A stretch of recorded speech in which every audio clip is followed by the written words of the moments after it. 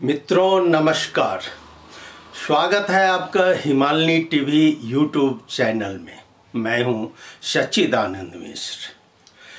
मित्रों, मैं आज बात करने जा रहा हूं आपसे भारत में जो उपनिर्वाचन हुए हैं प्रदेश में, उसका असर विश्व की प्रतीक्षा थी कि वो निर्वाचन में क्या होने जा रहा है।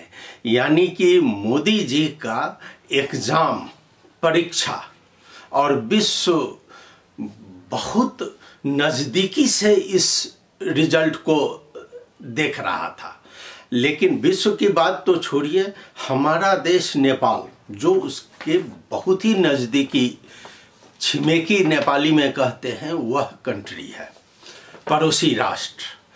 हमारा देश नेपाल की नज़र भी भारत की इस निर्वाचन पर थी कि आखिर मोदी जी का पराजय हो रहा है या जीत हो रही है। जी हाँ, आप जैसा कि आप जानते हैं कि नेपाल में 90% से ज़्यादा हिंदू है, लेकिन ये हिंदू कहने की स्थिति में नहीं है। इस पर हावी दूसरा धर्म हो रहा है। इसलिए हिंदू जो थे वो तो देख ही रहे थे, लेकिन सबसे ज़्यादा क्या था कि यहाँ पर जो हिंदू विरोधी तत्व है उसकी नज़र उस पर थी, जो कैसे मोदी हारते हैं और कैसे हम हिंदू पर शासन करेंगे। लेकिन इनको चारों नाल चित्त गिरना पड़ा। हमारी संपादकीय टीम ने इस पर एक आर्टिकल कल प्रकाशित की है और मैं इसी संबंध में कि आखिर इस जीतने का इसके पीछे रहस्य क्या है, आखिर क्यों मोदी साहब लगातार जीत रहे हैं और इससे नेपाल को क्या सीख लेनी चाहिए, यह बहुत जरूरी है। हम केवल विरोधी करते रहे, भारत का विरोधी करते रहे, तो उस वैसे में हमारा देश भी धरातल में चला जाएगा। तो आइए मैं मोदी जी की कुछ पंक्तियां आपको सुनाता हूं, जो उन्होंने क्या अपना विचार व्यक्त किया। आप सुनिए, उनके जीत के दिन संबोधन करते हुए उन्होंने कौन सी बात कही।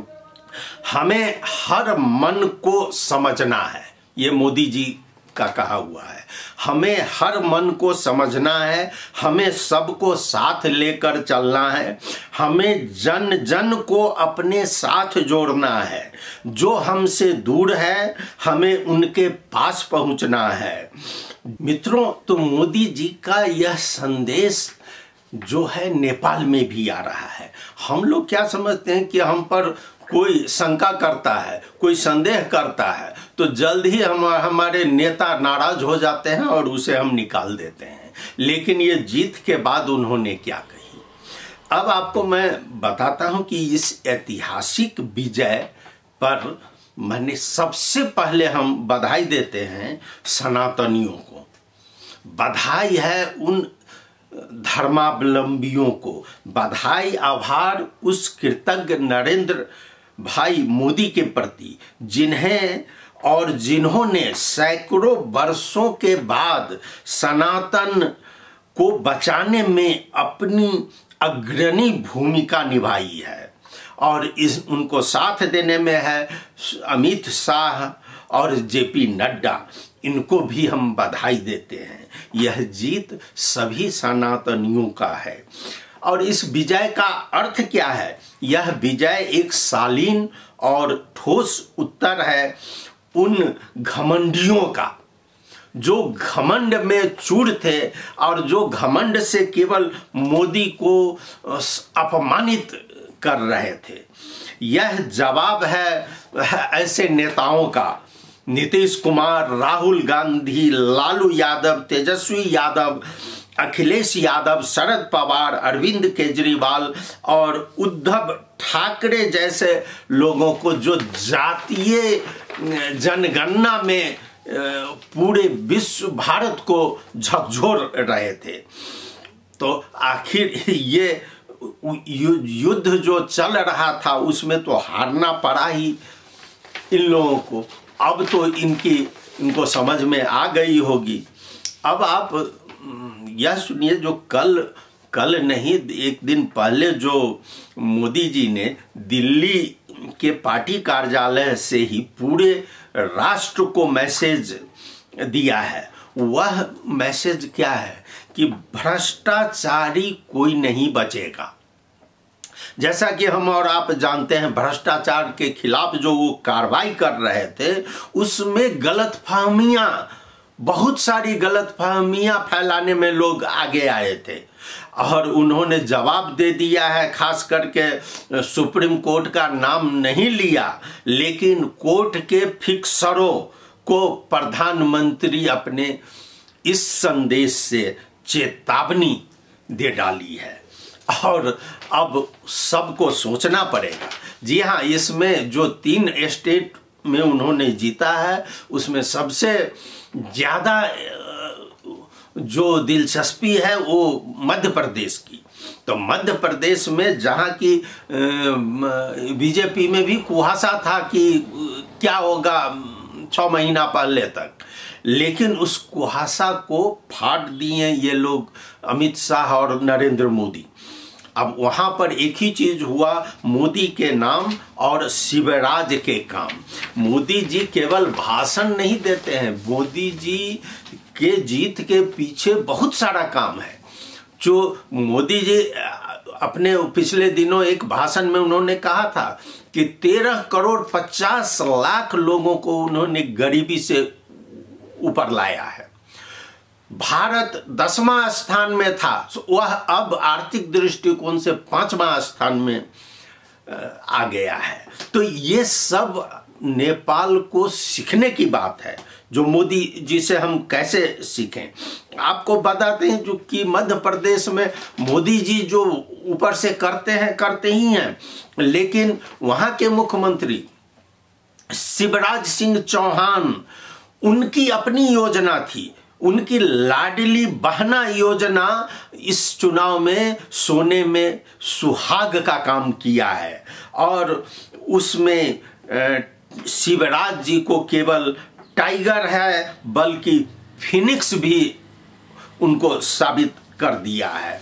तो उनकी जो ये लाडली बहना योजना है, ये बहुत ही ज़्यादा वहाँ पर चर्चित हुआ है। मित्रों, मैं अब आपको बताता हूं कि हमारे नेपाल को क्या सीखना चाहिए इससे। आइए मैं यहाँ आपको बता रहा हूं कि नेपाल में जो हमारी टीम, हमारी इसकी हिमालनी की संपादक डॉक्टर श्वेता दीप्ति ने तैयार की है और उनका आर्टिकल कल आ गया है इसमें हिमालनी ऑनलाइन में, आप देख सकते हैं। मैं उसी की कुछ पंक्तियां आपके समक्ष रख रहा हूं। भारत के नवीन विधानसभा चुनाव के परिणामों ने एक बात तो साबित कर दी है कि भारत की जनता जातिगत मोह से निकल रही है। जातिगत समीकरण से हार जीत का फैसला बदलने लगा है। चुनावी परिणाम से विपक्षी पार्टियों को एक सीख तो अवश्य मिलनी चाहिए कि भारत का मिजाज बदल रहा है। वैश्विक स्तर पर भारत का बढ़ता कद भारतीय जनता के लिए जिस गौरव की अनुभूति करा रहा है, वह उनके लिए सर्वोपरि है। उन्हीं का लिखा हुआ है आगे, भारत की जनता अब अपने राष्ट्र धर्म और सनातन धर्म के प्रति जागरूक हो चुकी है। बुद्धिजीवियों का वर्ग निस्तेजहीन होने लगा है। हाँ, अभी जागरूकता की आवश्यकता है, क्योंकि हिंदू धर्म की सबसे पुण्य भूमि दक्षिण भारत आज अपने मूल रूप को खोता जा रहा है। इस बात को वहाँ की जनता को भी समझना होगा, नहीं तो अपनी पहचान और विरासत को खोने में देर नहीं होने वाली है।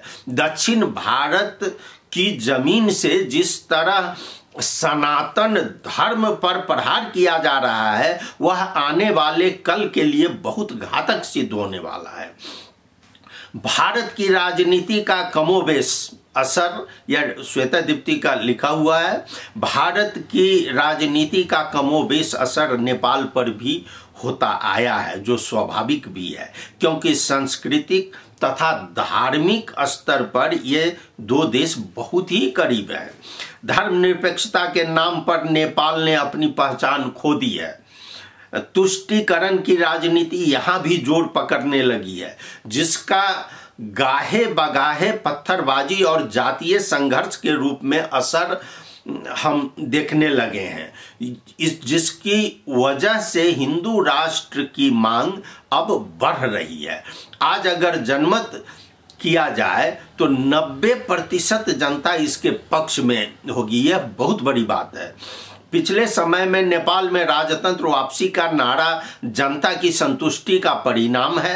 लोकतंत्र से राजतंत्र में लौटना संभव नहीं है, किंतु अगर जनता को राजा पर यकीन है तो राजा को जनता के बीच जाना चाहिए और खुली राजनीति के तहत उनका प्रतिनिधित्व करना चाहिए।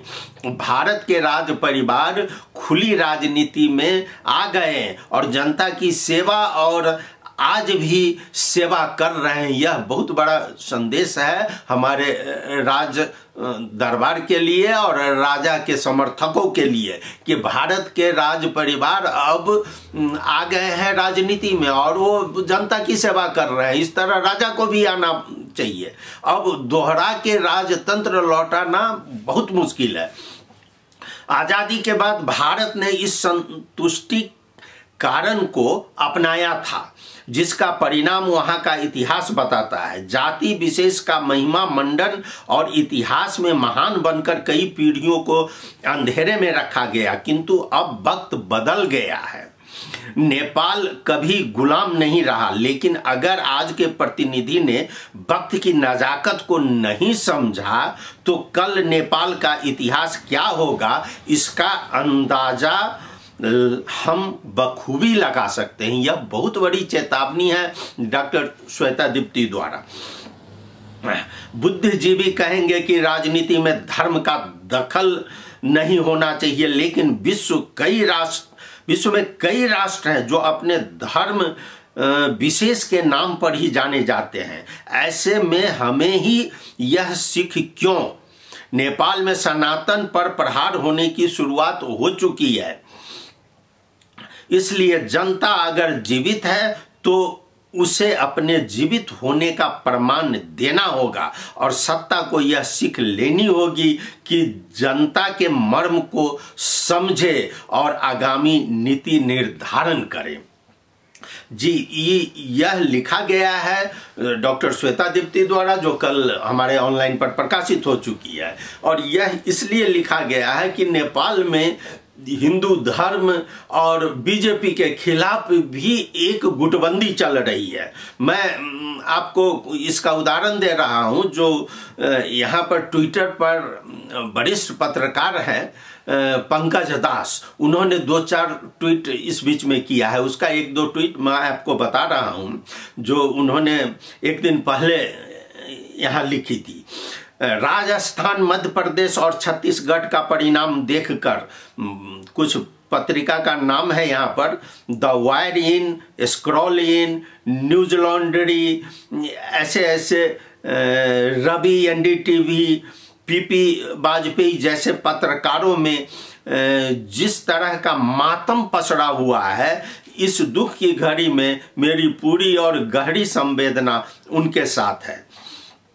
ये वहाँ के भारतीय पत्रकारों के लिए है और उन्होंने 1-2 और इसमें लिखा है जो कि मैं आपको बता रहा हूँ। पंकज दास बहुत बड़े पत्रकार हैं यहाँ पर। हाँ, दूसरा है इनका कि प्रतिनिधि सभा में, आप इसको थोड़ा ध्यान से सुनिएगा, प्रतिनिधि सभा में अपनो शर्ट खोले नांगीने एक जना माननीय। आज भारत को 4 राज्यों को चुनाव परिणाम